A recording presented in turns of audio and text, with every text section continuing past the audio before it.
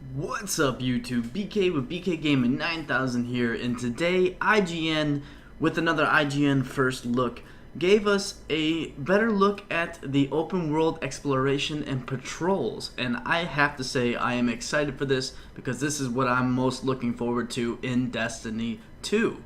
So without further ado, let's open the loot that they gave us and get right into it. So the first thing that they did was they loaded up on Nessus, and as you can see, there's a new quest activity available and new adventures available. Now that will spawn letting you know where to go. When they asked what kind of public events were their favorite to do, they mentioned the Cabal Drill, which is kind of like protecting or defeating the enemies while staying in the little circle, and it kind of makes that little machinery non-functional, I guess. So it's kind of like a time-based thing. It's almost like the Vex sacrifices, but you have this big ship that's honing on you and shooting bullets at you while you're trying to kill the Cabal, basically. And it looks pretty difficult, but looks like it's going to be a lot of fun. So more on the mission itself, or the public event itself. You can see the ship up there is honing down little missiles and is trying to teleport that thing down, where your job and objective is to stay in the middle, kind of like a warsat mission type thing, but a lot more deadly. And I believe there's more. As you can see, you can have 3 guardians, and the countdown timer is 2 minutes and 30 something seconds, so it's almost exactly like a warsat. Now another one that they showed off is right here, a disrupt the Vex signal, which is just like the Vex sacrifices. So you have 10 out of 10 that you can do of your grading and stuff like that, but you also have these giant Vex monsters right there. And then they also showed some new side missions, deep conversations, which is adventures. These are going to be side missions that are fully story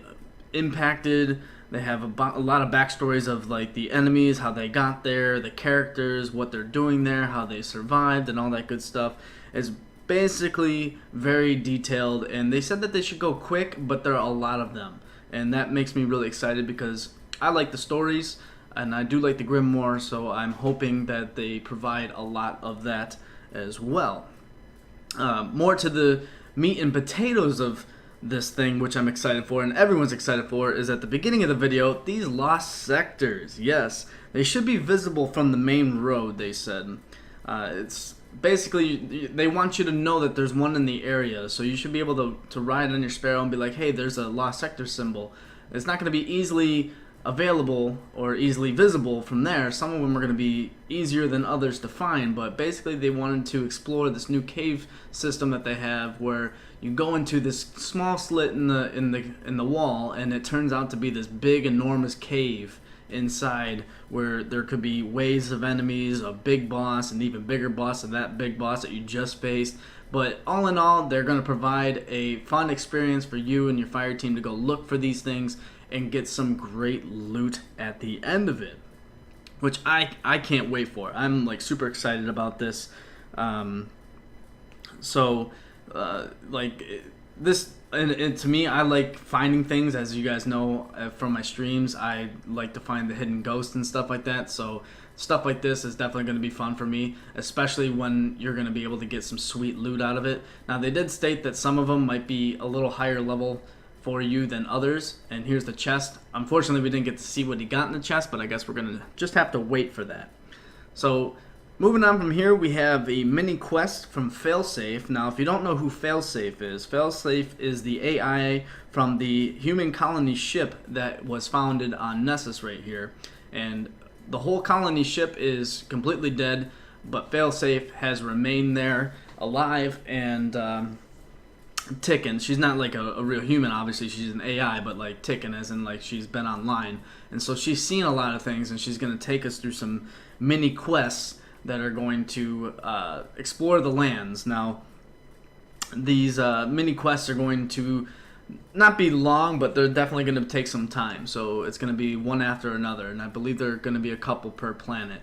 And moving on from there, they showed on these world quests, which are going to be much larger and will tell you more about the planet and its open areas.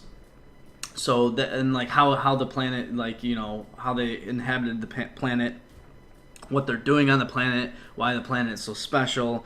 That stuff is going to be very important to this new thing that they got going on here.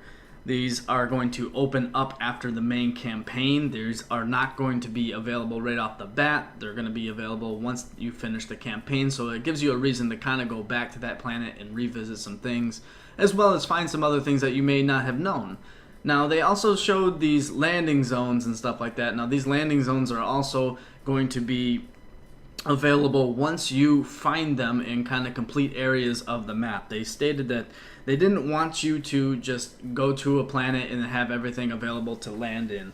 They kind of like the exploration progression in the game. So they wanted someone to go out and find these things and complete objectives, complete the story missions, and then unlock as a progression.